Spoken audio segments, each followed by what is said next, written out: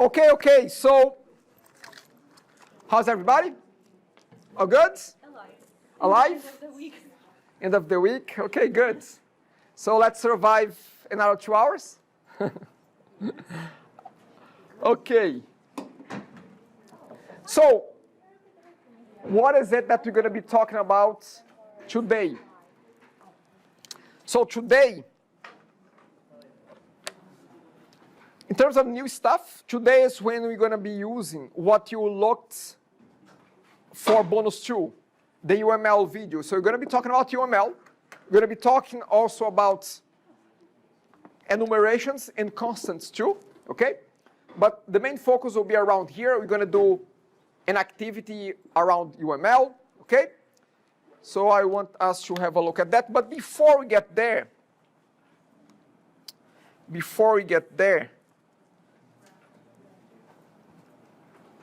I want to open our last exercise. I want to go to exercise 1 from that list that I posted initially, our test pizza. I want to show you something. By the way, as I mentioned before, the exercise, program exercise 1 with 4 exercises, by Saturday, I'll post the solution for all of them. So again, you can practice on your own. You can compare with the final that I provide to you. If you have questions, get back to me. But before we progress to those, there's one last point that I would like to mention to you. I don't know if you remember, but our pizza application, we did something very, very simple here. We just, and let me just step back here from a few things.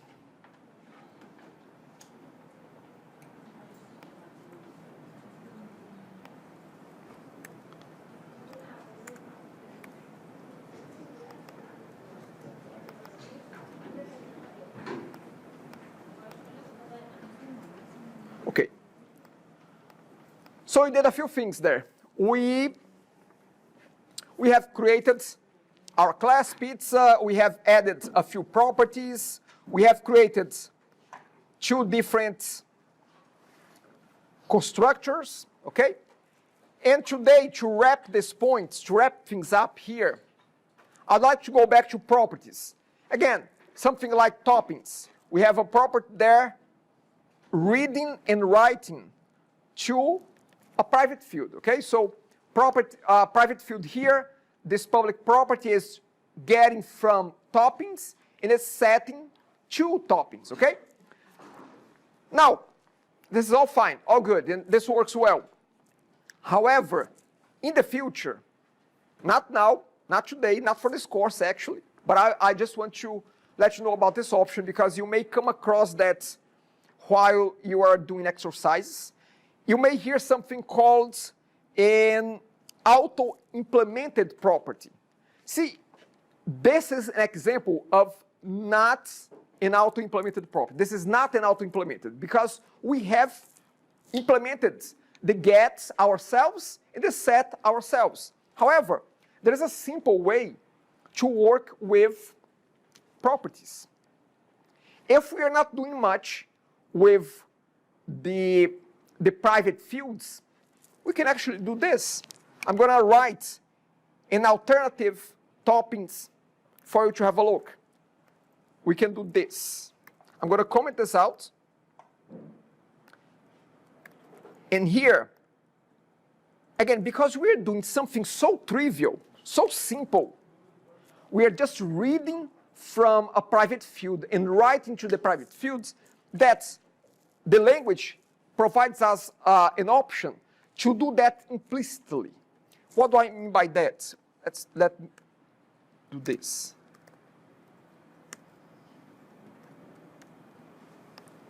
So we could potentially just do this. We just write, I need a get and I need a set. We don't need to inform what is the private field that we are saving this to. Because what it does is, behind the scenes, implicitly, there is a hidden field here, but we just don't get access to. So it's almost like we are treating toppings as a field already. But again, we no longer need this guy here. We can just do this without a private field. So we can read straight from toppings with the gets and write straight to toppings with the sets. Although you don't see a private field being storing that value or retrieving that value, but behind the scenes, there is a value being stored somewhere. So this is called auto-implemented property. A lot of you will be tempted to be using that. Most likely, some of you have already questioned, why is he doing this thing complicated here, reading from a field and writing to a field, if we can just do something as simple and effective as this? So for the sake of this course, we're going to be always, unless otherwise specified, but mostly we're going to be using this approach here. Because this approach will show us what's really going on.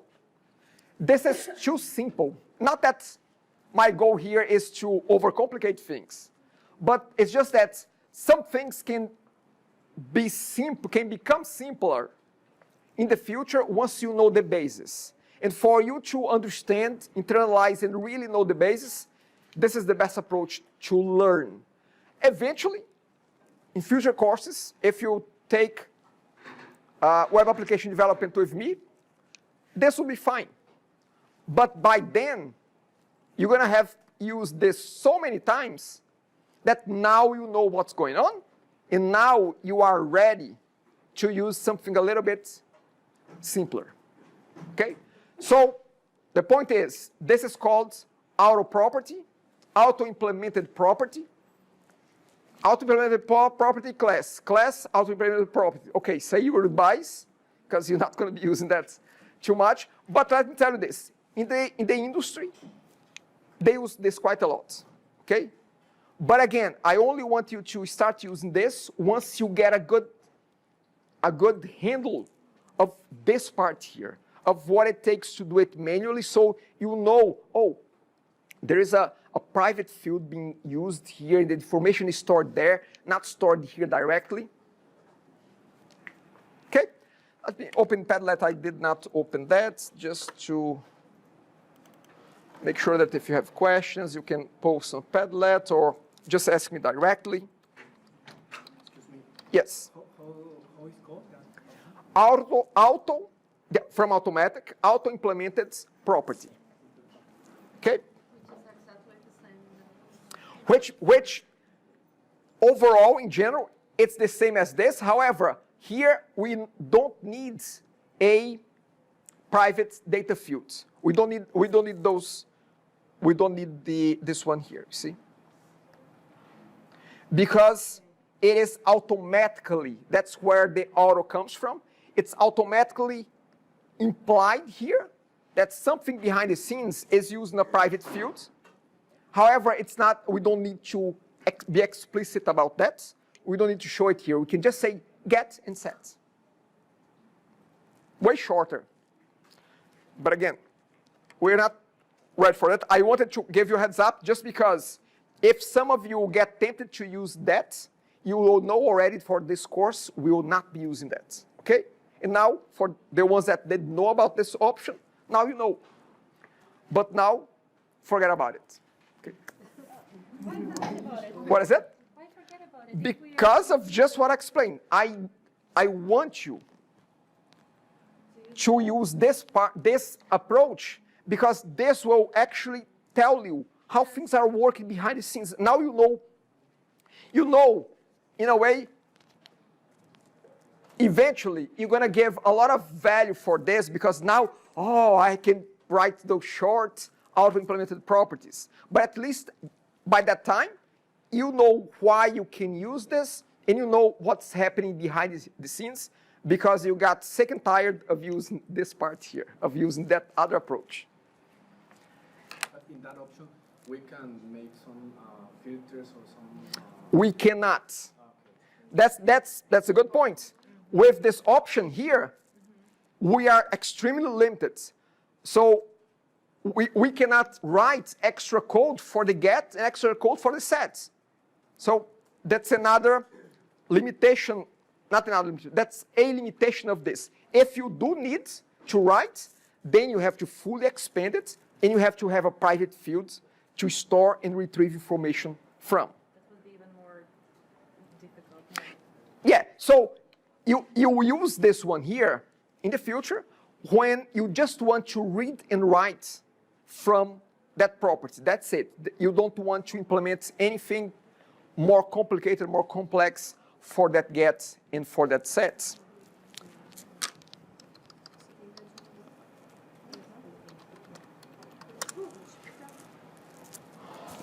Okay, so I have Padlet open there. That's fine. Okay, let's get moving here. Actually, you know what? Before we move to UML, let me do this. I'm going to open a few of the bonus, a bonus one, way back then, because we are closing one topic, one aspect here. So I just want to open a few of bonus one that have been submitted before, just to see if there is any questions that, I don't know, we may not have addressed here. By the way, we don't have the opportunity to address question by question that are posed by you on the bonus that we do, okay? But as we go through the content here, and together with exercises, if you find that one of your questions have not been addressed here somehow, make sure that you bring that question. Make sure that you can post the question on Padlet, or you address the question one-on-one with me while I'm walking around. Make sure that your questions are addressed, okay? Again, I'm not going to stop and go through in class with 30 bonus, 30 times 3, so we have 90 questions there. So I'm not going to go one by one here with you, but if you find that your question was not addressed at all, come to me one-on-one while we do exercise in class, and we address that, okay? Okay, I have a question there on,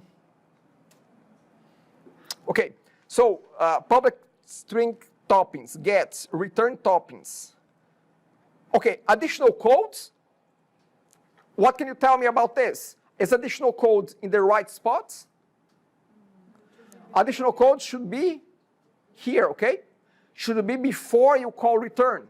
Because when you call return, you are exiting the get accessor, the get method, okay? So any additional code should be done right here. Set. Okay, so set there. I don't know. I'm not sure. But yeah, I think that's this one here will only work if you have get as the same. Again, I'm not sure. But one of you give it a try and actually we can give it a try here. Let's see if we can do this. We're going to have some errors here, which I know. Declare body. Yeah, you see it cannot. See, set must declare a body because it's not marked. Yeah, so it needs, unless both of them are, okay? But otherwise, it's not possible. Can we use get here? Can we use get set for read only? I think that we have addressed read only before, but again, what can you tell me about that question? If a property is read only, what is it that we have? The only one that we have? If it's read only, we only have gets. We don't have a set, okay? In case for some reason you don't want that value to change, but you want clients of that class to be able to read from it, so you only have get, we don't have the set. Oh yeah, so can you use get set for it? Yes, you can. And then we should only keep get semicolon. So get rid of the sets, keep only get semicolon. Even with auto-implemented properties, you can make an auto-implemented property read-only by just using the get semicolon. Okay? In that case, we won't be able to do anything with the property, right? Reads. We just Aside from reads, we won't be able to set any value to it. Okay? Awesome. Okay. So I was about to open a few bonus one. Let's have a look there on a few. Okay. Again, I'm hoping that some of those questions are already clear at this point in time, but let's just have a look. What is the purpose of the main method? As I said before, main method is the starting point of your application. Okay, it's the first code that runs when you run a console application. What is namespace? Okay, good question. So if I look at the codes, namespace is this thing here. You can think about namespace as a way to organize the different classes of your project. To be quite honest, in a small project like the ones that we're going to be doing, we don't have dozens of classes. So my recommendation is keep just one namespace. Don't change it. Don't mess around with the namespace here. Because if you mess around, classes will start to become invisible to other classes. So again, keep the same namespace. In a more extensive project, you may have multiple namespaces. And again, namespace work as a way to organize, to categorize even different classes. So you can say all classes related to accounting will be in the namespace called accounting. And then we have another namespace called academic, which we're going to have students and faculty and courses. So again, you can create different namespaces just to organize them, to aggregate them, to say, hey, those classes are related, these classes are related, and you can get them. It's like a category that you organize your code like that. You know? Okay, let's have a look at a few more here.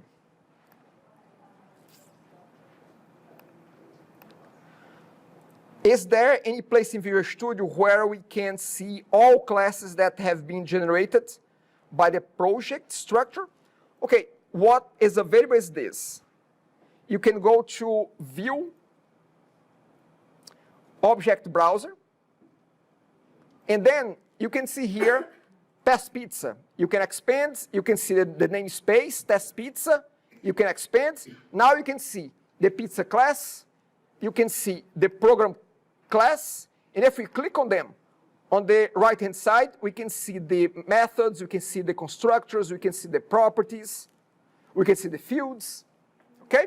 So this is the way you can visualize that in Visual Studio. I'm not sure if you were expecting something else, but that's how, okay? Another question there. If we want to run some codes before main method, what we need to do? There might be another place that you can put code before main, but main is the place. To be quite honest, in a console application, I think that there is no place else that you can put code instead of main. Why do you need coding before main? That's a good point as well. I mean, main is a starting point of your application. So the question going towards that point is, what else would you need to do before you start your application? maybe creating some universal variable. That's okay, do that in main. Why not do that in main? But then will it be reached by other methods outside? Yes. Yes, I mean, you can declare, you can have, for instance, which I don't think that we discussed that yet, but you can have, this we have discussed. We can have static properties of classes that we can set in the main. A static property in a class, it's something universal that the entire application has access to. And we could start that, we could set it in the main. There is no point in using anything outside of the main, basically. Yeah, so main is really, I don't know if you recall on the video that I posted about UML that you have reviewed, but you must have seen active classes and passive classes. So the classes that we're going to be creating, they are passive classes because we have to create them manually for them to exist. However, the program class is an active class because just by the fact that you run the application, that class will be created. So that's the point of having the program class. It's your starting point for the application. Okay? Awesome. Let me open another one here and then we can just move on. Let's see here.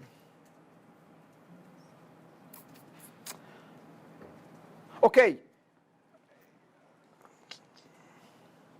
Okay, in the first video, the speaker did mention methods. So what about the role of methods when it comes to creating objects? Okay, what I can tell you is this. In objects, we have fields, we have properties, we have constructors, and we have methods as well. Methods is just another type of member that you can have on your objects, okay? So there's, if the video did not mention about methods, it's not about creating the objects, it's about using the methods that have been defined inside that class, that now we are creating a new object. So there's nothing special here. Again, if the video didn't mention it, maybe it was just a miss from the video, it was not as comprehensive, but again, methods is just another member of our classes, okay? How are objects connected between themselves in a single program? By inheritance principle? Well, they could be. We're going to study inheritance in a few weeks. We can also have a class instantiating another class, like what we have here. Again, it just happens that program class is a slightly special type of class because it's the starting point. But here we have, you see, program class is using pizza class. It's instantiating pizza class. So again, you can have classes, calling classes, calling classes, calling classes. That's how things are organized. And actually, that's why we have UML. UML has many aspects to it. One of them is a sequence diagram. Which object uses which object, what type of information they send across. So that's what UML does. UML gives us the flow of information in our system as well, okay? So, again, I'm not sure if I addressed the question there, but yes, inheritance is a principle. We have, and we're going to see that in a second, we have, let's say, person. And then a person can be a faculty, it can be a student. So we have inheritance there. Faculty and student, they inherit from a person. Again, inheritance we're not going to be talking about right away, but in a little while. The last one here, what is the difference between public, static, and internal? Classes. Okay, the only one here that was not mentioned yet is static class. Static class is very simple. You don't create objects from a static class. A static class, you just, let's say, if a student is set to as a static class, you don't declare objects of that class. You can just say student dot whatever method the class offers you, whatever properties the class offers you. That's what a static class is. You don't create instances of that class. You just have the class and that's it. No instance from there. That's what static means from a class perspective. Now, who can tell me what is public and internal from a class standpoint? Anyone? Takes a risk here. Public is the one is open for other objects, classes, and internal is basically the most protected status. One is this field or in a class level.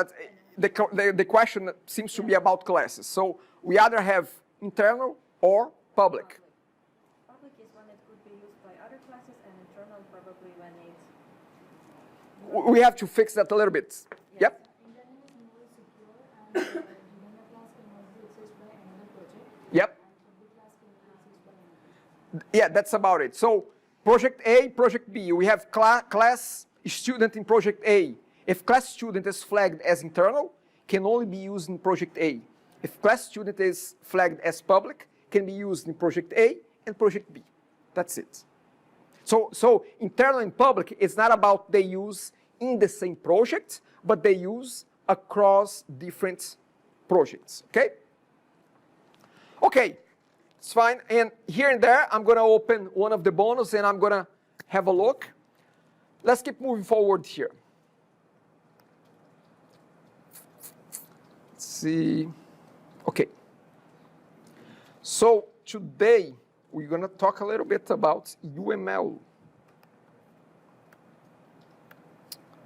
Okay, so the idea is to talk about UML, constants and enumerations as well. Private and static constructors, most likely we won't be able to get to that, but those are very simple concepts. Okay, so UML. UML is the short for Unified Modeling Language. I don't know why the term language. It's really a diagram type of application that you're going to map your system via this diagram. You're going to have a general understanding of what your system is doing via that kind of diagram. Now, this course is not an extensive course about UML. You're going to see UML in other courses and with way more details than this. There are different aspects to UML, different diagrams. We're just going to go with a very simple UML diagram. There are diagrams called sequence diagrams, when you have different classes communicating with other classes. What is the information that goes? And then it comes back, and then it goes somewhere else. We're not going to be seeing that. We're going to be looking at entity diagrams, just different classes, how they relate to each other. What's their connection between each other, okay? That's what you're going to be doing here. Over the course of this course, we're going to have the most complicated UML diagram that you're going to come across. We'll have maybe 4 or 5 entities communicating with each other, inheriting from each other, okay?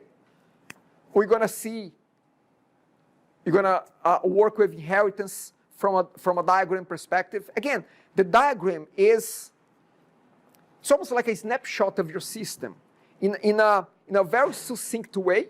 You don't need to go through the code or documentation, a lot of reading to understand the general architecture of your application, how things relate to each other.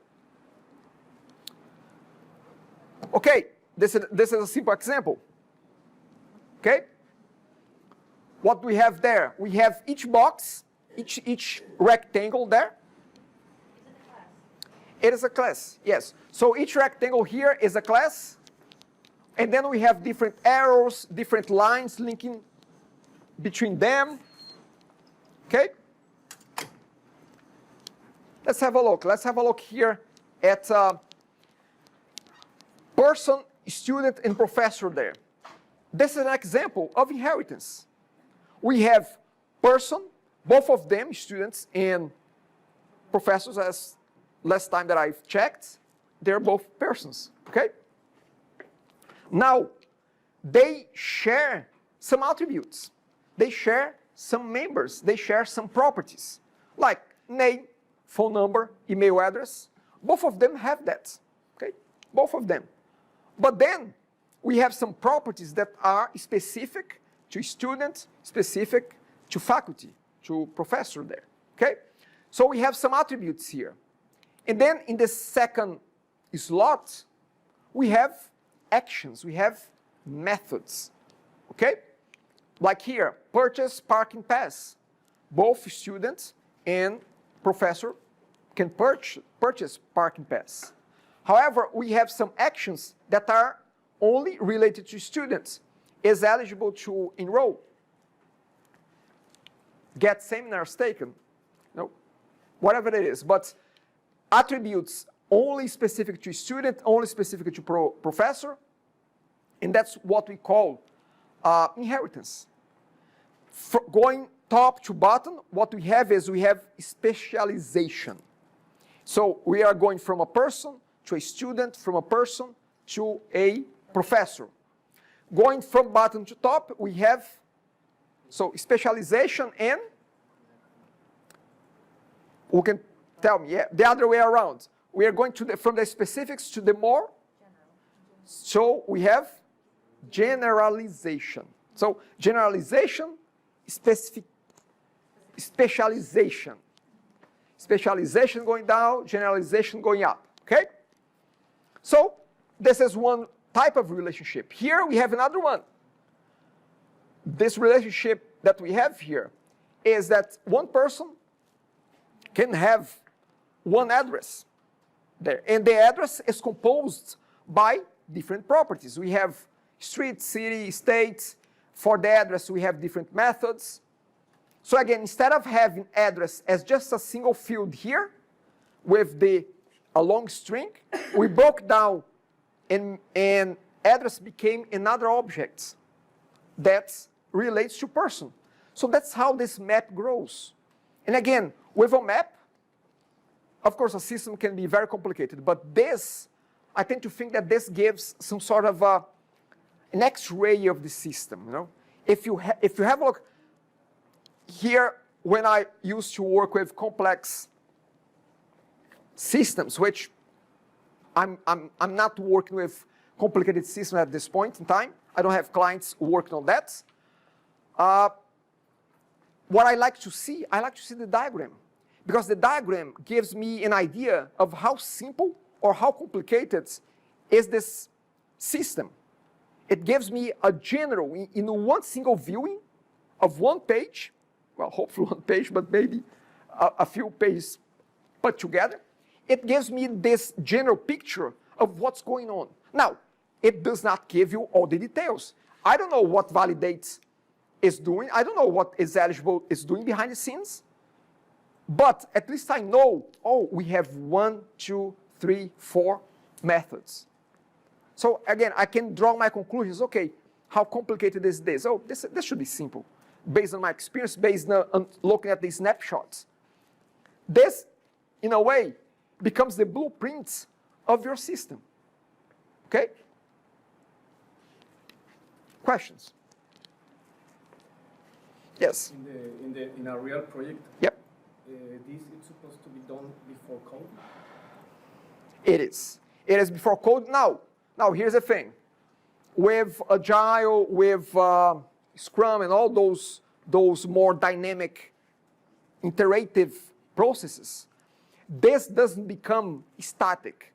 I mean, as you get to know how the system is supposed to be developed on a bi-weekly basis, this will grow over time. So it's not that, okay, let's sit down for 2 weeks and let's flush this out. You're going to flush things out at the beginning, but this will evolve over time, okay? It doesn't mean that, okay, we are done with this phase, now this is set on stone, and we have to obey by this, and we cannot change it because we are gone from that phase. No, it can evolve over time, but it will give you the guidance, yeah. And not only the guidance to build it, but to document it as well, okay? Okay, let's see here.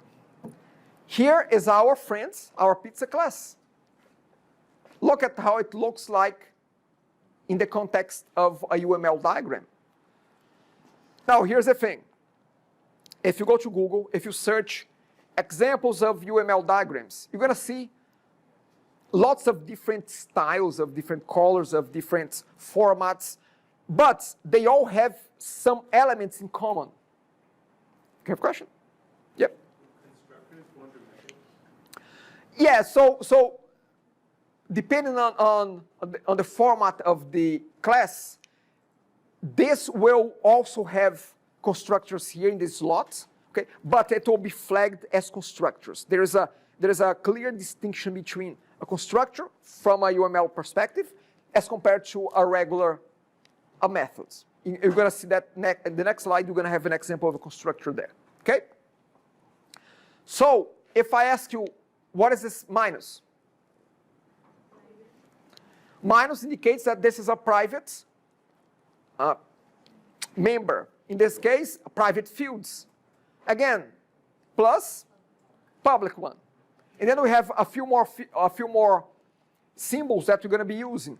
But what you have here is that we have an area for fields, an area for properties, an area for methods that you're going to see constructors here as well. Okay, so some diagrams you're going to see clearly defined names, properties, and methods. Some diagrams will have things in a slightly different way. We're going to be using Visual Studio quite a lot, and the way Visual Studio presents diagrams to us, we're going to be using that a lot as a reference point. The other thing that we have the return types. Sorry, we have the types of fields, we have the types of properties, we have the return types of methods, we have the parameters as well, as you can see here. We have parameters. Okay?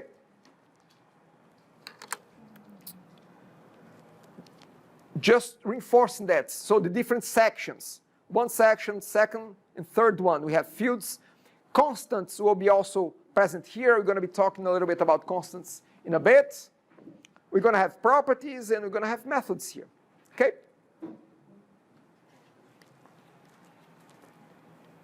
Again, any questions? We're going to have a chance today to read through a description and come up with the UML diagram of one entity, of one class, but in just a little bit. A bit more about the symbols. We have the $ as static. Again, who recalls what static is? If I have a method that is static, what does that mean? How can I use it? Can be used by class only, we don't require object. Yes. So static methods, static properties, static members in general, you can call them by using the class name. You don't need an object. Okay? The value, the information, that method does not change based on different objects. It's static. It's not dynamic. It's not based on individual objects. Okay? So that's what static means. So again, we use the symbol, the $ to identify that this member is static. Plus public, minus private, number sign protected.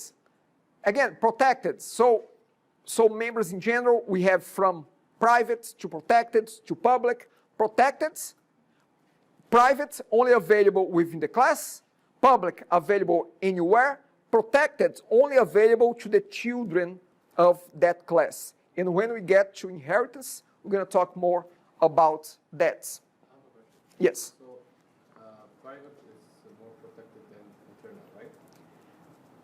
Okay, so let's look at this. Internal is about class. Here we are more focused on members, okay? So read-only, we can have a property that is flagged as read-only. A read-only property will only have a set, isn't it? A get. So it will only have a get. And then we can also use the flag constructor to flag that, hey, this is not a method, this is really a constructor. Let's see an example of that. Look at this. We have fields. Now we have a discount here that is static. We have a discount property that is static as well. And look at the methods here. We have a constructor called pizza, the same name as the class, with one parameter. But now we have the keywords constructor saying that this is not a regular method. This is a constructor. Okay?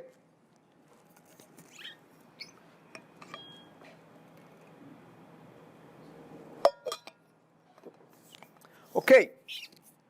So Yes. fields are always private and properties are always public. Can I say that? Most of the cases. Yes, you can say that fields are private, properties are public. Technically speaking, you can have public fields and public fields and private properties, no problem. But from a more of a standard standpoint, that's the general rule. Keep fields private, keep properties public. And then the properties will allow somebody else to access the fields. Okay?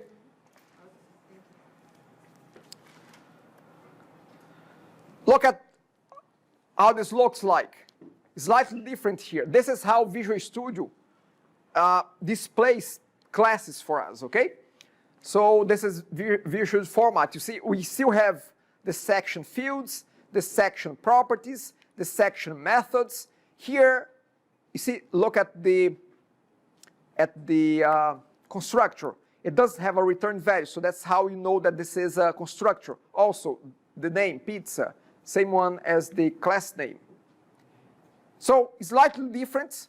It's not really using the plus and minus here. It's using this symbol. You have the lock here for private. You don't have anything for the public ones. Okay?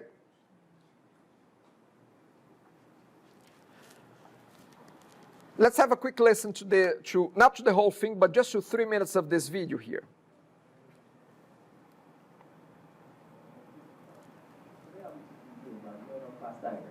We'll start with some of the basic characteristics. Zach and I'm with Lucid Chart. Today I'll be teaching you about UML class diagrams. We'll start with some of the basic characteristics, then we'll talk about relationships, and we'll finish up by going through some examples together. Alright, let's talk about some of the basic characteristics of class diagrams. To help explain these characteristics, I'm going to make up an example to help illustrate. So let's say we're building a system for a zoo. And, by the way, these examples I'm going to use probably will never find their way into an actual program, but it will make all these concepts easier to understand. So in our zoo, we want to describe the different things that are in the system. We represent those things through classes, and a class is depicted with the shape here. So what's in a zoo? Well, there are a ton of animals. So we can create a class for our animals. To do that, you just write the name of the class in this top section. If our class is animal, an instance of that class would be a specific animal.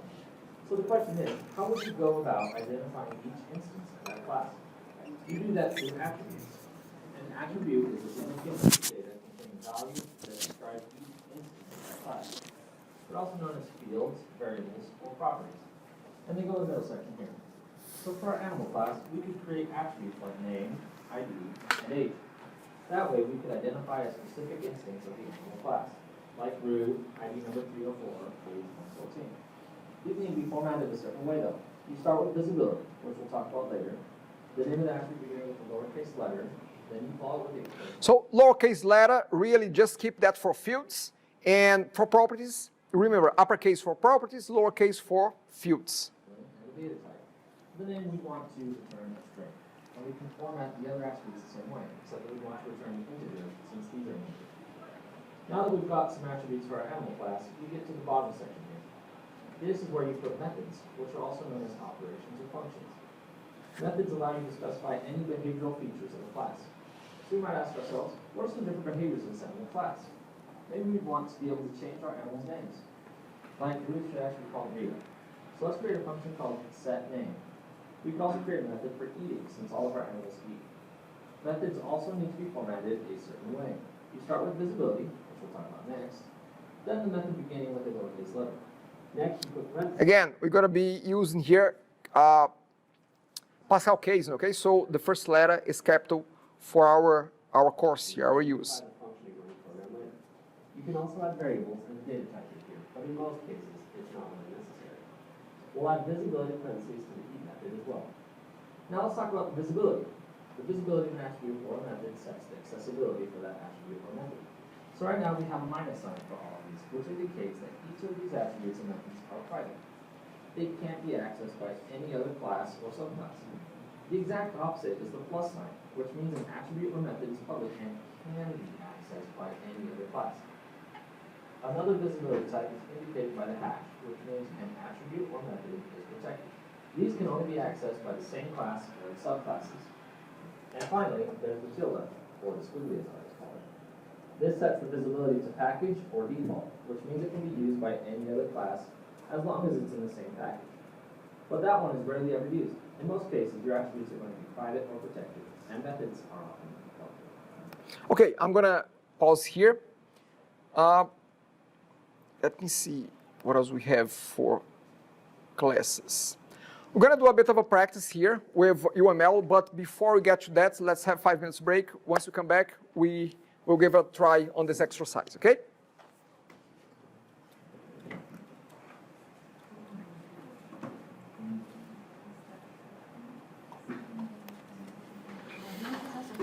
Will we need to open the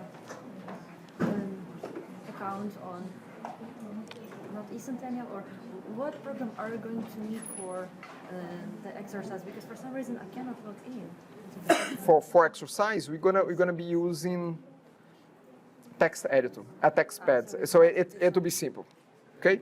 No. All right, because for some reason just a moment ago again, no login. Not for the first time, and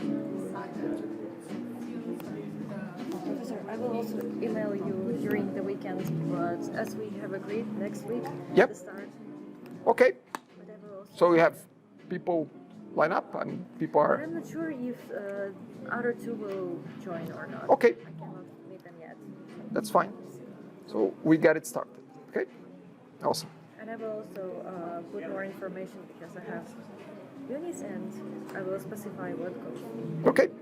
Awesome. Looking forward to it. That's good. That is really good. Yes.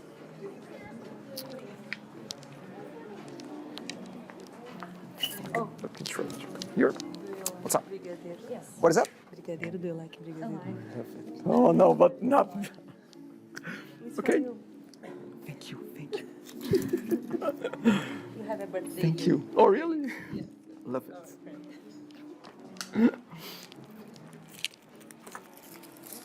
Yes. What's up? For this exercise, Yep. did you want us to swap just swap the values, or you want the first value to be the second value and the second to be the first? What's the difference between one? Because to me, you said the same thing. No. Okay, so- you could interpret it like you sent two, you initialize. I'll give you an example. So I sent 10 and 20. Yeah. I want to get out 20 and 10. So another interpretation is like you send 10 and 20, and you make 10 30, and you make 20 40, and then you return. Because you could exchanges the contents of the two variables, because that's being exchanged as well. Oh, okay. Okay. So you read swap. What is a swap? It's like coordinates, right? It like you give me something, you give some. So again, I get it. You may, and things are up for interpretation. Yeah, The so idea that's- is to flip them up. Okay. Okay. I already emailed. Okay. Okay. Uh, Anything else? Yeah. What's up? Should I take? How do I know if my code is ideal? Like, As long as it's doing what it's supposed to do, as long as you are demonstrating that it's working. okay. Are you? I mean, just think about this. Are you doing some outputs to show that it's working? Again, you should do some output, because otherwise I'm gonna run. How do I know if it's working? I have to read all the code. Can you imagine read all the code for 150 students? Oh, I thought that's what you were gonna do. Okay. All right. Okay, I'll need a few months to go through the entire code for each and every student. I'll need a few months.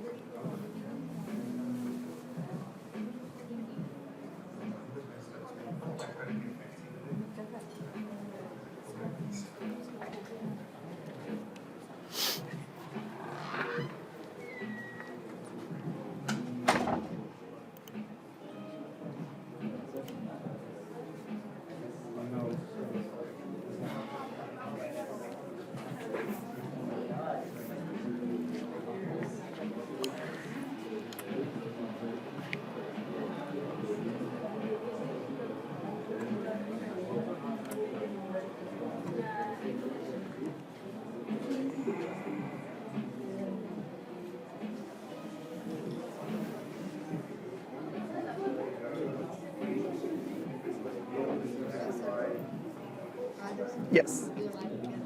I'm controlling myself not to jump. I'm waiting now anxiously for the end of the class so I can jump. I believe so.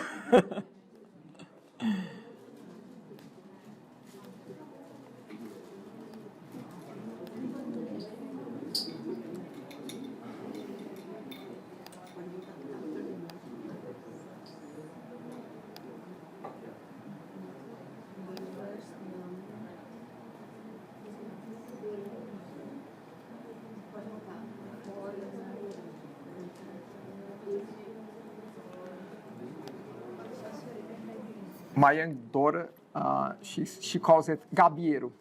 Gabiero.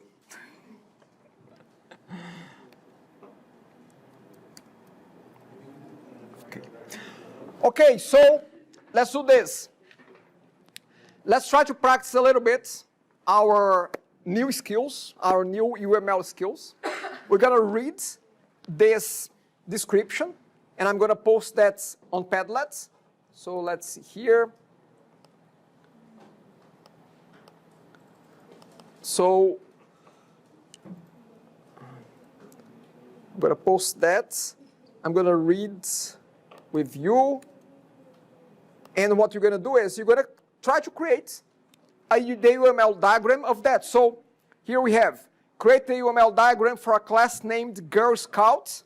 It contains fields for name, troop number, and dues owned. Dues owned is the fee that is owned, okay? Include a constructor that allows three parameters, include properties for each field, add a method, and post here on Padlet your solution. Why am I saying that? Because here is what you can do. As again, we are just practicing this, so you can do actually in a text format. You can do something like this. Here's an example for our pizza. Our pizza would look like this. Look, we have a section called fields, we have a section called properties, we have a section called methods, we have plus, we have minus, we have the dollar sign, we have the methods. So use this as a reference point and create your own Girl Scout. You can do that in Notepad or in any text editor. Once you are done, copy that, paste it here, and in 20 minutes, we're gonna get back and see who has done what, and I'm gonna review some of the things that have been done, okay? So get going. I'll be walking around, I'll be assisting you as you go through that, but that's a way that you can practice the creation of our UML diagrams.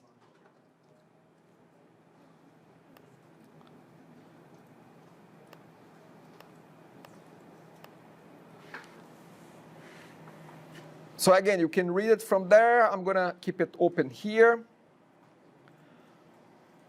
Don't paste right away because then it will be hard for you to be able to manage that. So copy and paste it in a local text editor. Then make your change there. Once you are done, you can take it back, select the whole thing and post it back, okay?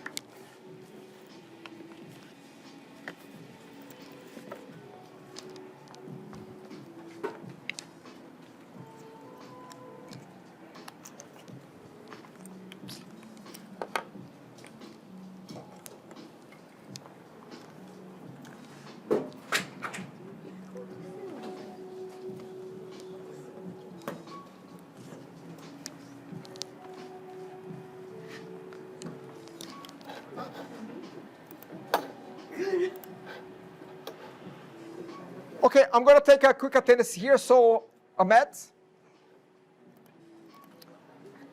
Al Ajlan, Amin Patel, Brandon,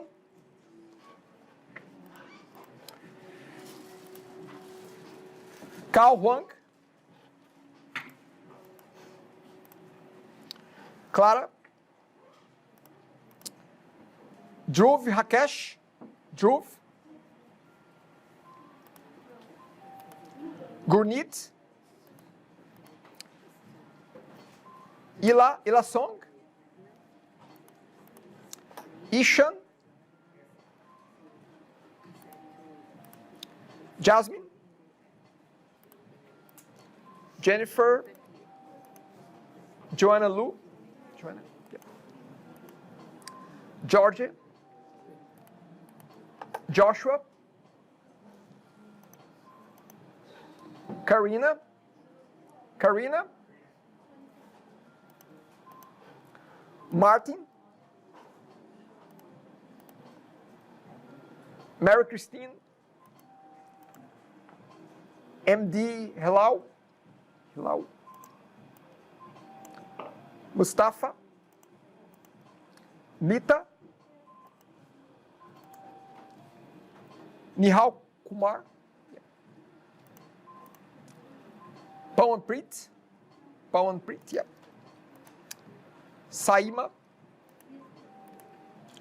Sagar Kumar. Sagar? No. Shaminda. Shima. Sinran. Tanvi.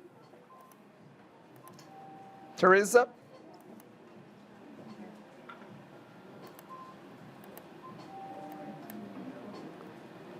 Tomoy. Tony Lin. Tony. Younger Jim. Yusuf. If I did not call your name, let me know.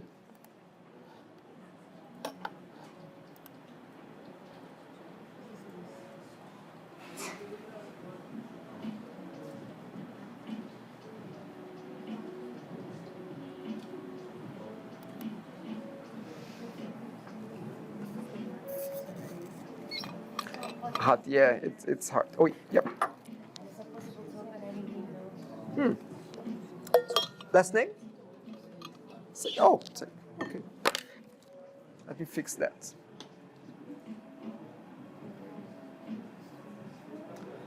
Said Inan, yeah.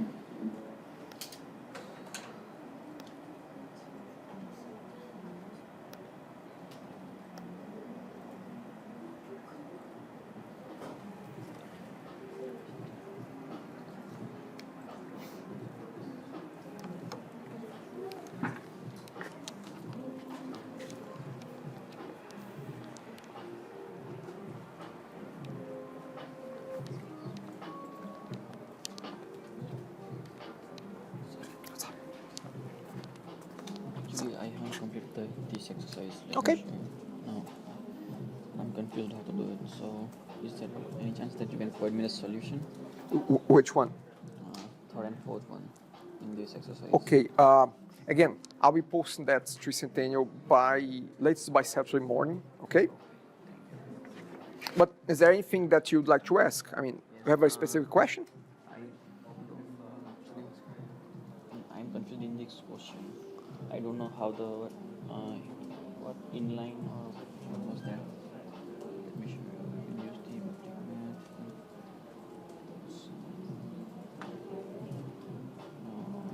I'm not sure, but I don't know how to do this. Okay. Make sure that something like this, which is Read only. read only. We just went through read only. Yes, Read but only. I'm confused. Okay. So read only does not have a set. It only has a get. So those where is the read only again? Here? Where is it? Read only. Okay, so area and diameter, both information, we can calculate I have given like radius and then area and diameter directly in here only, inside only. That's okay, but then you are missing the properties for area and for the diameter. But those both area and diameter, they are read-only. We don't need to set them because they will be calculated from this. You're dead right here, okay? But again, you have to create the public properties, but those properties are read-only. You can only read, you cannot set because they are being set right here. So only set will come, right? In the property of radii and diameter. Yes, yes, okay?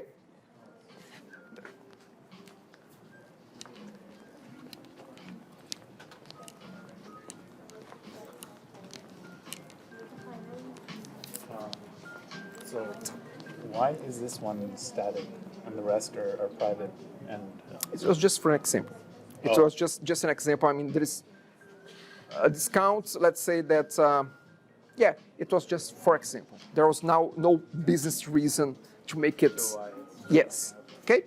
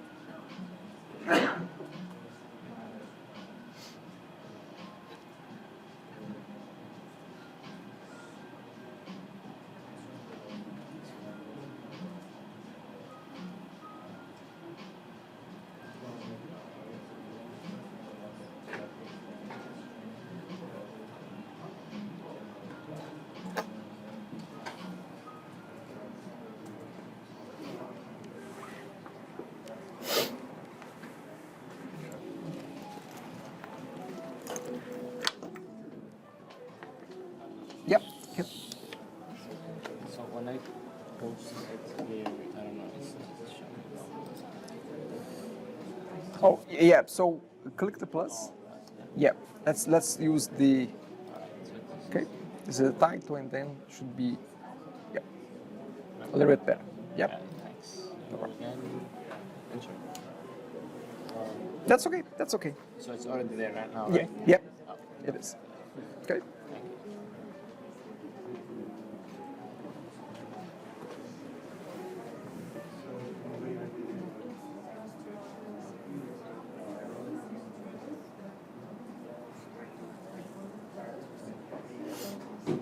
you.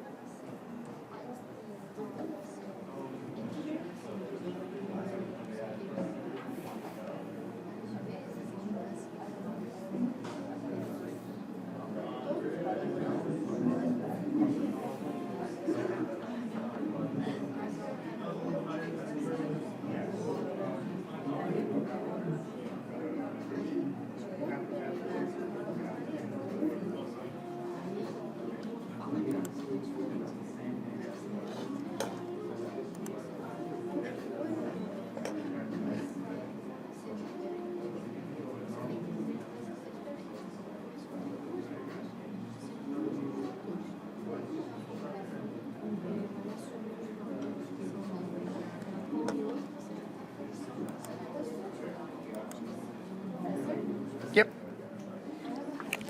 Yep. What kind of string parameter for the motor display model method? What do you mean by what kind? It's just a string, just a string parameter.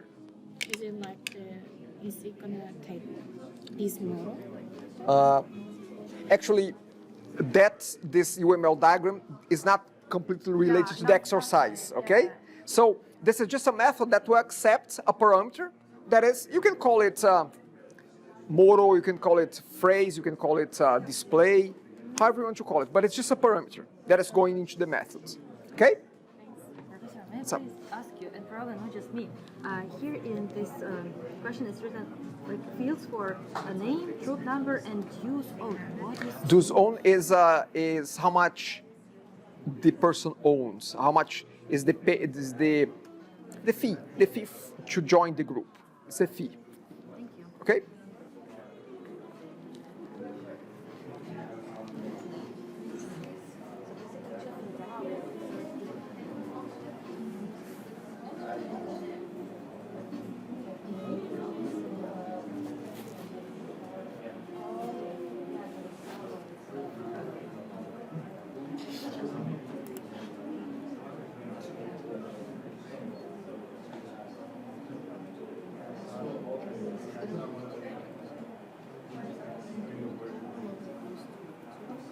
that allow you to send all to the full or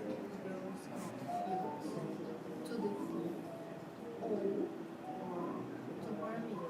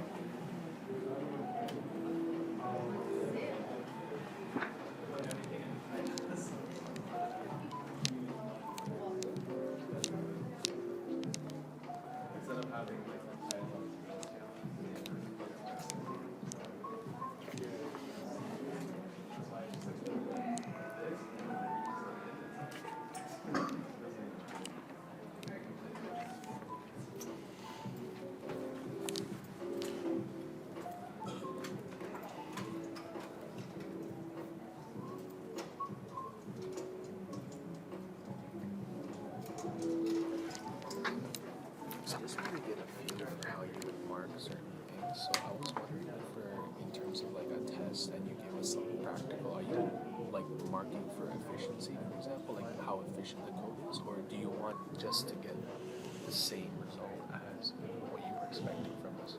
It's about these results. It's about the casing.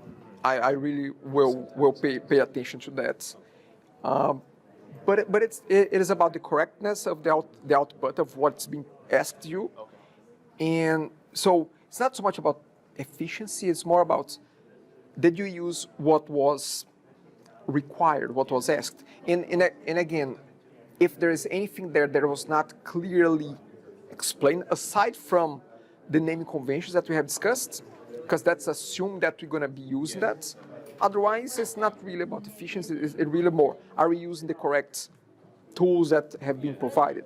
That's really about that. Because it was just like one of those things where in programming one, our teacher, because obviously you didn't teach us in programming one, it was, I'll be there in a second. it was one of those things where he wanted us to do it a certain way, and if it wasn't exact to what he wanted, it was kind of Who was that? Who was that? Professor Nesovich. Okay. Yeah. It was one of those things where I think it was mostly because he wanted to teach us the fundamentals Mm-hmm. for us to do something properly. But like you said before, there's different ways he's going to calculate. Mm-hmm. That's why Yeah. I'm more concerned if you're marking for say efficiency or sort of like just the correctness or something like that. But you answered. I mean, I'll give an example. We discussed here properties. And I said, okay, you have auto-implemented properties, but let's use this approach here. So again, if I'm asking a property there, make sure that we use that approach, okay? But again, unless I was clear about that in class, or otherwise, it's really about executing with the tools that have been provided. I mean, I get it, I know Jake, and he has his style. It's not about agreeing or disagreeing, it's just about I have a slightly different style, okay? No problem.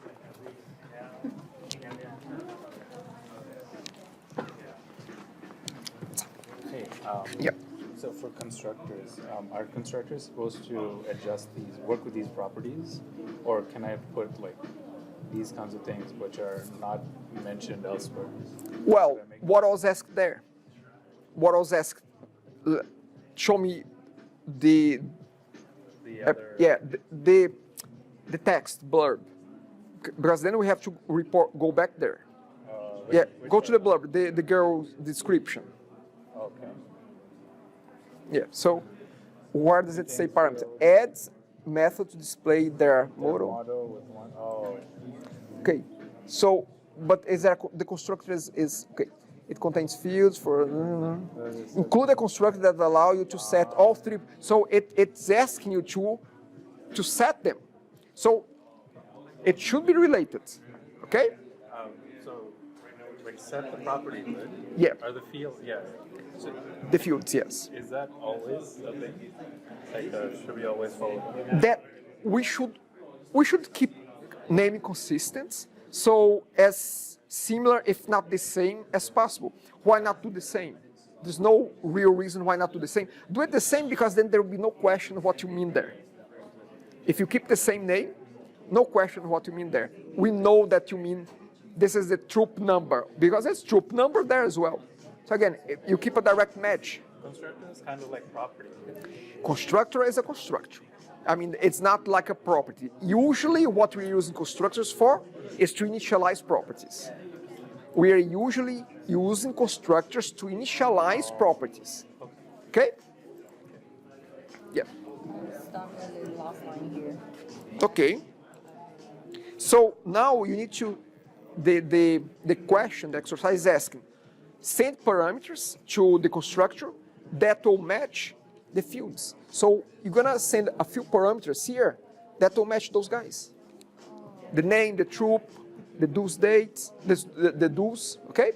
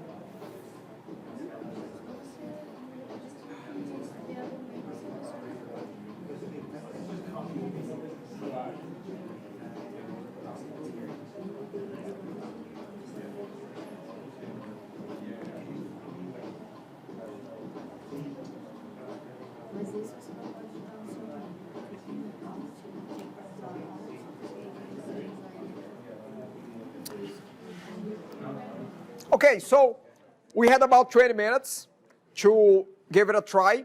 What I'm going to do is I'm going to go through a few that have been posted, and I'm just going to, with you together, we're going to make some comments. Things that could be improved, things that are right, things that, again, could be made better, okay? So I just got one here. Let's have a look at the fields. Is there anything that we should do slightly different in the fields? Yes, what about motto? Yeah, the motto is let's hold on that for now. Let's have a look at what we have there in fields. What is it that could be improved a little bit? The name, which name? Troop number. What is the issue here? It has in space. So we should get rid of that space and do what? Capital N, okay? So just a little detail here, but important one, okay? Anything else? And troop number from the Troop number. properties.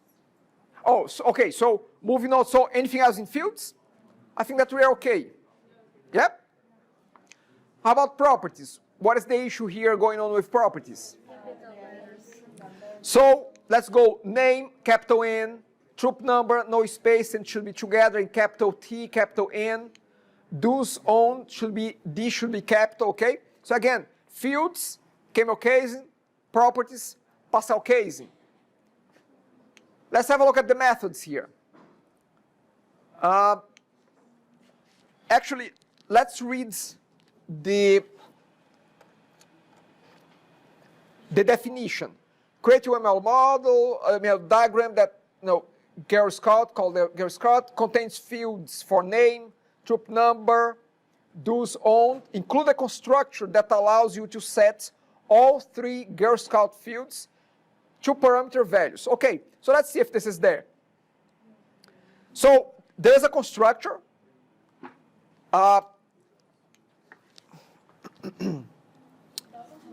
Plus is here. I mean, maybe we should put in the beginning. That's fine. However, look at the parameter list. What is the issue here? It's missing 1. It's missing 1 parameter, okay? But again, with that extra parameter, this will be fine. However, we don't need those 2. Troop number here, nor do's. We don't need them, okay? Those are not methods, okay? Do we have a toString there? All 3 methods, okay. Yeah, then again, we are missing the modal method there. So no need for these 2. And we're missing modal and toString. Yeah, I don't think that there is toString here. Again, don't confuse this one with the exercise that was part of exercise 1. Okay, they are slightly different. Let's have a look at another one. Okay, so this one, okay, fields look fine. Properties, they look fine. Method, we have the constructor here. We have the 3 properties. We don't need to say that it's void for the constructor because constructors, they don't have what? A return type. They don't have a return type, okay? So no need to say that it's void for the constructor. And then we have display model. Great. We have a string model. That's fine. And the question or the exercise didn't define any return type. So string, that's okay. That's okay to return a string. That's fine. Don't see a problem with that. I think this is a good example here, okay? As well as I see more examples down here. Again, another good one. Girl Scouts, the 3. Yep. Display model is just missing the incoming parameter, okay? Here. Again, all good here, string model. It's returning void, that's fine. Again, the exercise is not clear about that. Okay, so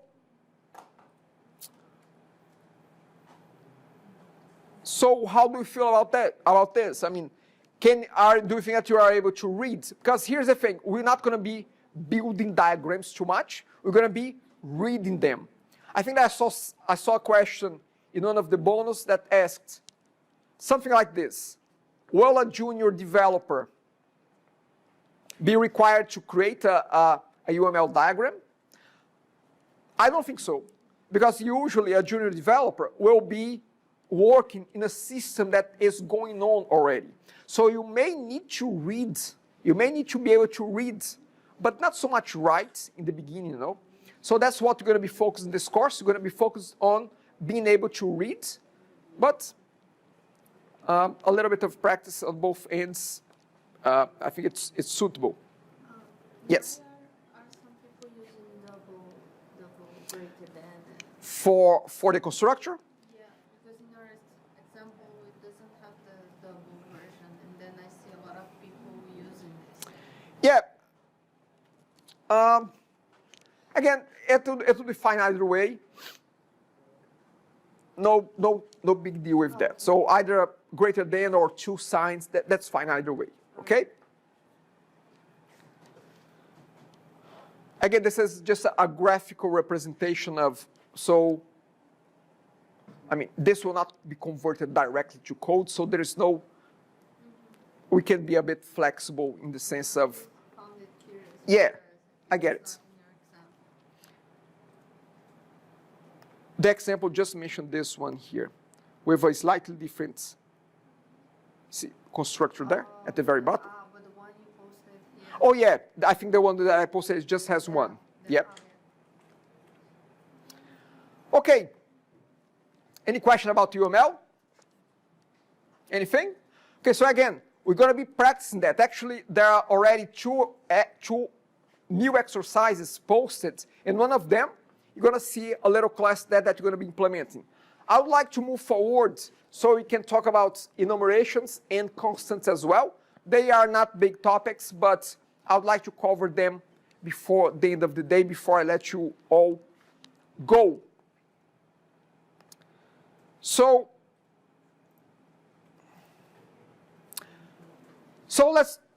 I have just one slide for constants. Constants is, like the name says, it's a value that doesn't change at all.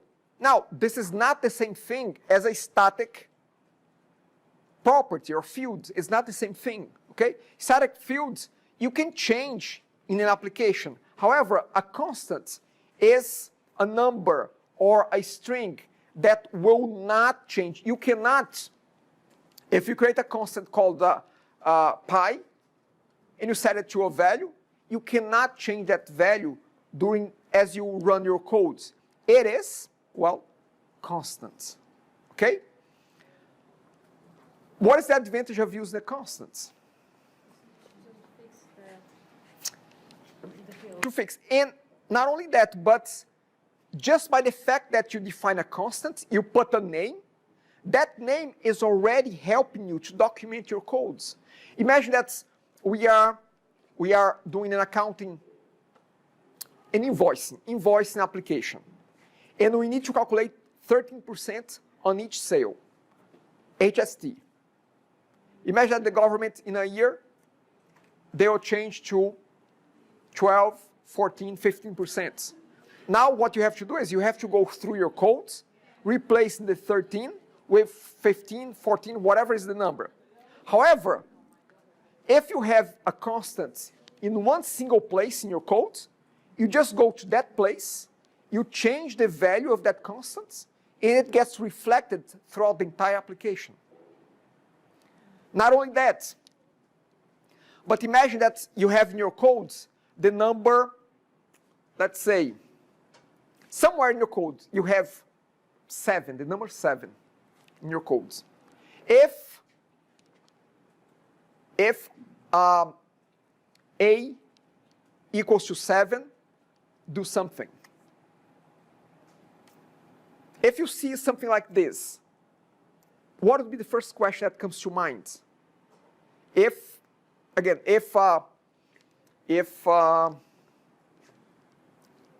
x equals to 7 or greater than 7, what I'd ask is that, why 7? Why is the 7 here? What is that? What's the meaning of that 7? Now, if you create a constant that says const int days of the week, number of days of the week, or let's make it short, number of days equals to 7. Now you're going to use number of days everywhere in your codes, and right away, as soon as you read that statement, you're going to identify, oh, okay, so this is the number of days of the week, which is 7. You're going to read the code and you're going to already figure out what it means. It's a self-documented code. So that's another advantage of using constants. We're going to be using constants throughout. We're going to be sprinkling, using here and there. And the way that we name a constant, it's all caps. And between words, we use this underscore, okay? So all caps and score under between the words. You can call it underscore or underline, however you want to call it, but it's all caps, okay? And to separate the words, you put this little underscore between them, okay? And when you see those numbers spread throughout your codes, we call those numbers as magic numbers. That's the reason why the slide says no magic numbers, no magic, okay? There's no magical number. It's all, should be all constants, okay? So that's constant. We use the keyword const, we put the type, we set the identifier of the constant, and then we give it a value, okay? Just that.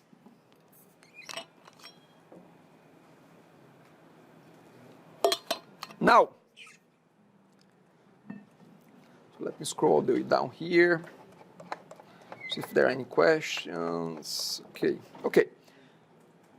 Okay, so this is about constants.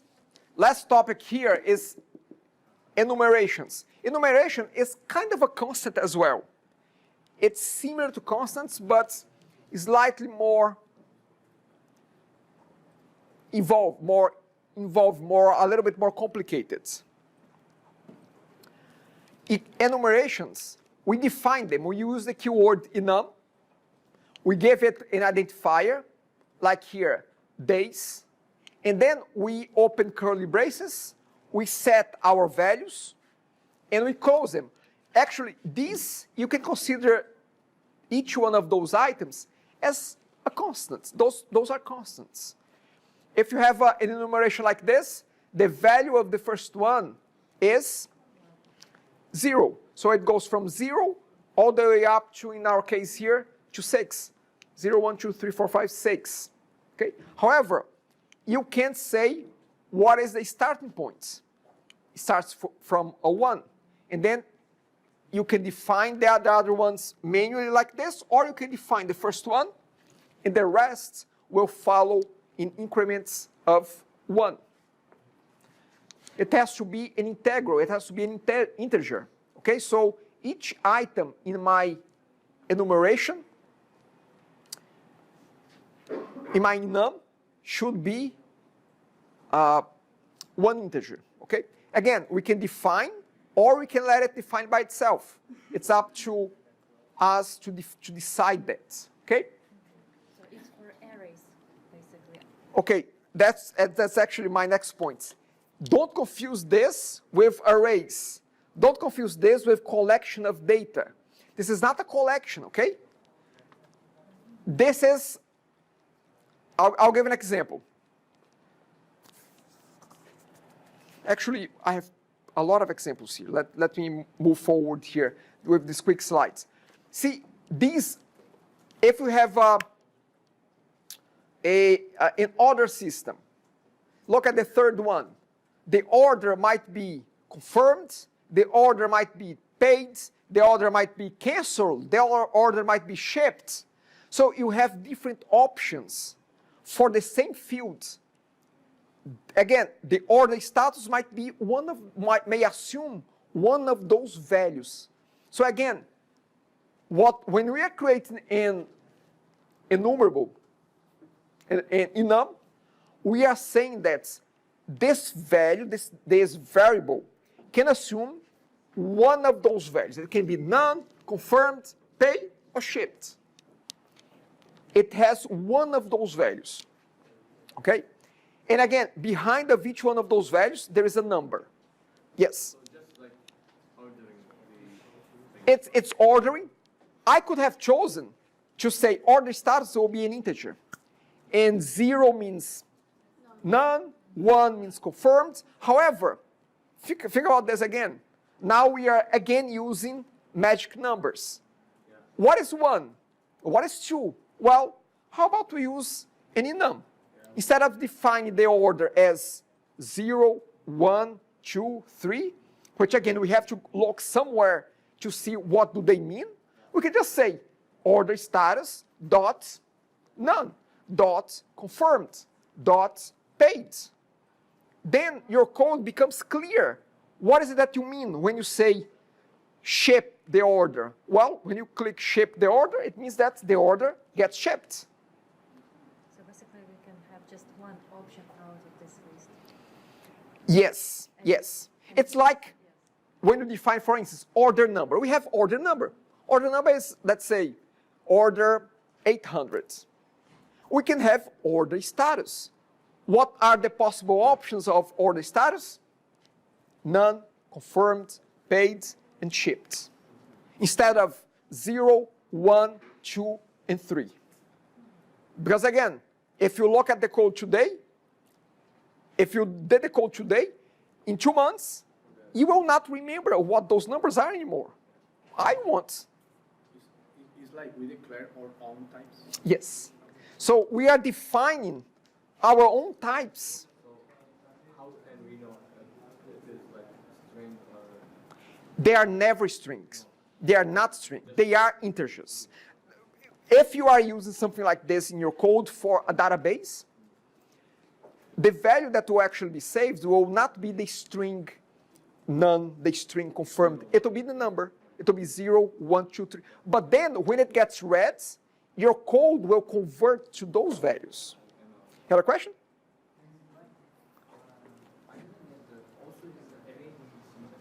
If it's array? Okay.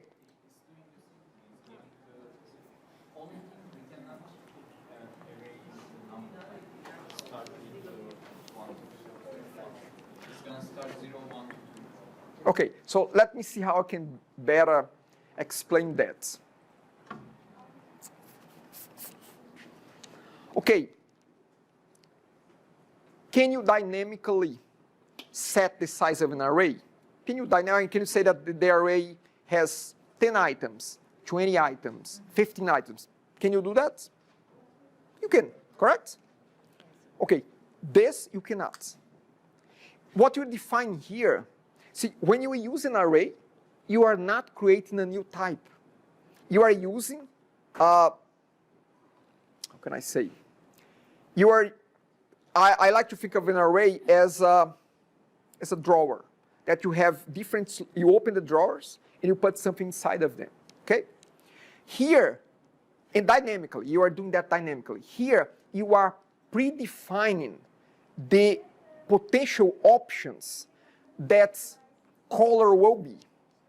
And then color becomes one of the fields of, let's say you have an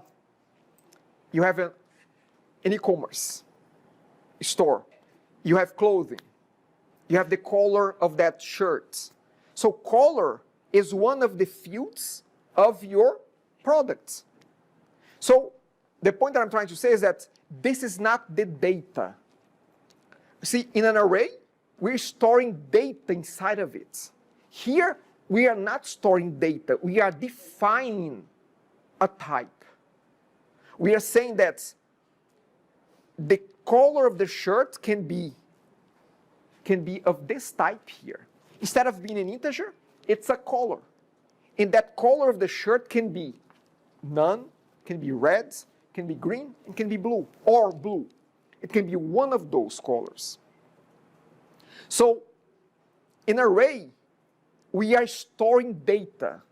Here, we are not storing data. We are defining a new type.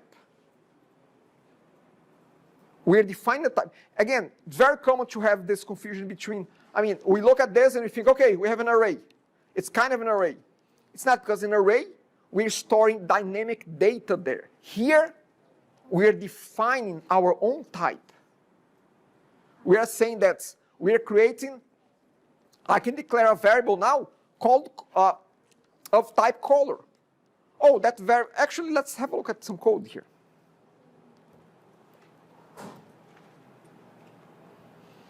Let me see where I have some code here. Yeah, okay.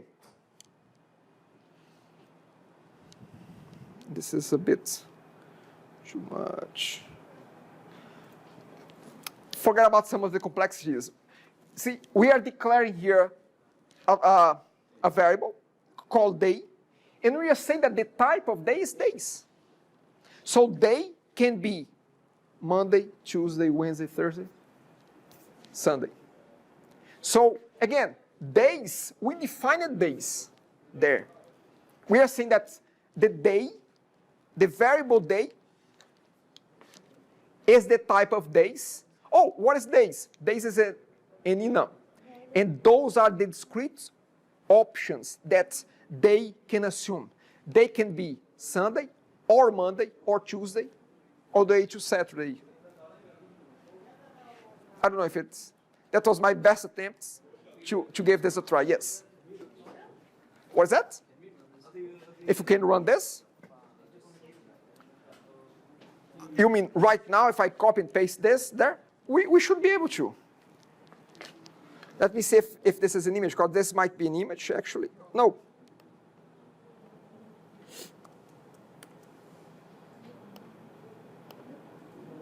Okay, I'm going to save this.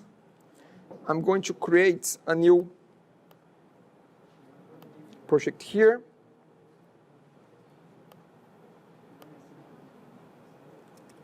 I'm just going to call it enum.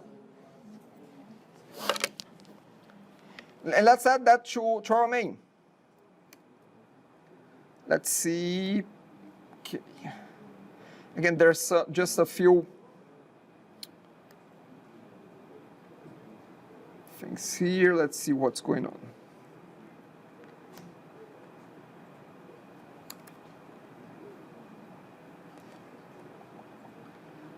Just have to make sure. Okay, so let me put enum outside the methods. I'm going to define it right here. Actually, I'm going to define it right here. Let me just tab this.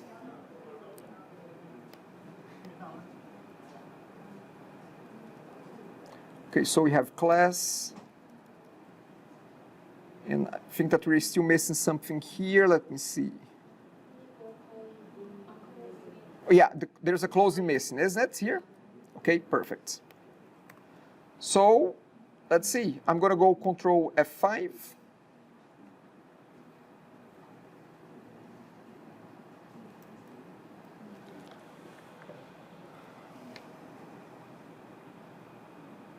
Actually, it's just waiting for that. Okay, so let's say 3. Okay, because 3 is Tuesday. See, so Tuesday is a work day. Okay, make sense? Okay, so there's another behavior that happens with nums. If I put a number here that is not in the set, it will just return that number. So I'm going to put 9 here. Sorry, I didn't press Control F5. So I'm going to put 9. See, it just returns 9.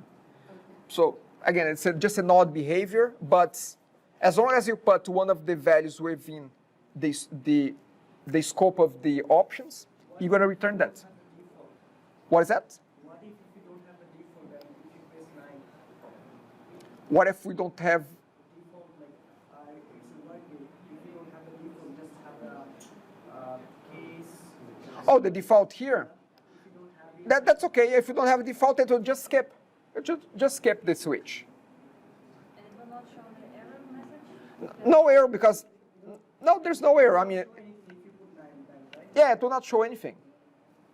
In the line 16, you are converted to integer. Yeah, so- because you have equal 1 equal 2. Yes. So what I do here is I read what the user types, I convert that to an integer, and after converting to an integer, I'm converting back, not back. I'm converting again to days by using this casting. This is called casting. So I'm saying convert this or everything here to days, or at least try to convert. Okay. Okay, so let me just step back here for a second.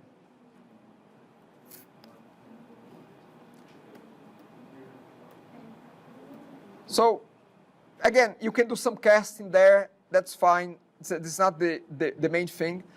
Those are just, yes.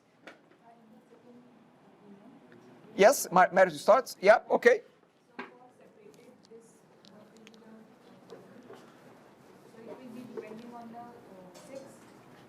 Okay, so good question. So are you asking what these will be the values? Who can give me a guess, a wild guess? What will be the values of separated, divorced, and widow? Separated is 1, divorce is 0, widowed is -1. I think 0, 1, 8. Separate. Okay, so here's the thing. It takes the last one, it starts to increment from there. So it will be 3, 4, 5. Now, if I add another one here, it will become 6, then we have a problem. Because then 6, there is already a 6 here. So we have to define it. We have to say equals to 7. My recommendation is just go in order. I mean, don't go crazy like that, okay? Just put it in order. Okay, so here's the thing. We're not gonna do that right now. Let me see if there is any question here. Okay, can you please explain a little more? Okay, I don't know when that was placed here, the question. I don't know if it was recent or not. Let me. So someone says, can you explain in a little more? I think that's, I don't know when it was posted. Maybe it was posted many minutes ago. Again, it's a series of discrete values that instead of declaring order status as an integer, because if I say order status as an integer, yeah, I could say 0 is not completed, 1 is shipped. But what is 100? Well, there is no 100 there for order status, but we have declared as an integer. So potentially the status could become 100. What does that mean? Well, instead of using an integer, we define an enumeration, and then we define what are the potential options, okay? Can we say there is one difference with arrays? In arrays we put, well, again, I went through that, I think. I think we talked about that, I think that I went through that quite extensively. Here is your opportunity to practice this. I'm going to leave there. We don't have time for that right now, but you can figure out the different bills in Canada. Each one has a historic character that is portrayed in that bill. So create an enumeration for that with each dollar value. Just an exercise. I will post the solution for that as well. So we have this as an exercise. In terms of exercise as well, we have on the centennial.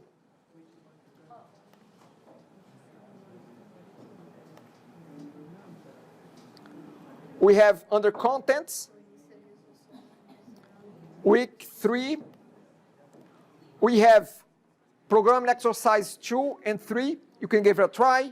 I'll be covering some of those next week in our first class, okay? Bonus 3 is released. So again, the same format, go through the podcast, watch the video, answer the questions, ask the questions actually, submit. Again, bonus is due in the first class of the following week, okay? So right before the first class, it's a due date. Don't come to me saying, oh, I could not submit. Nope, don't come to me with that, okay? Again, if you missed one, that's fine. Go to the other one, move to the other bonus. You still have plenty of bonus to go through, okay? Last but not least, quiz 2, next class, based on what we have seen so far. Good point.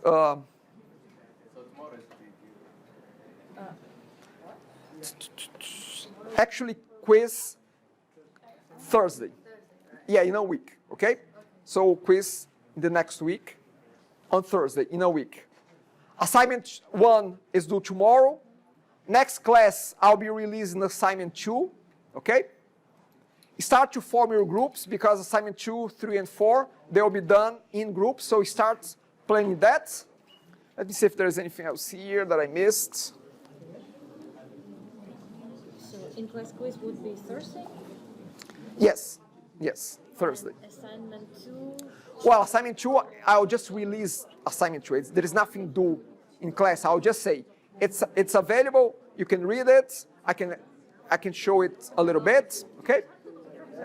We are supposed to submit, we are in the Centennial only assignments and bonuses. Yes, and tests. And tests, because tests will be done in class, okay? Anyway, have a good one. Have a good weekend. I'll see you in a week. Okay? Thank you.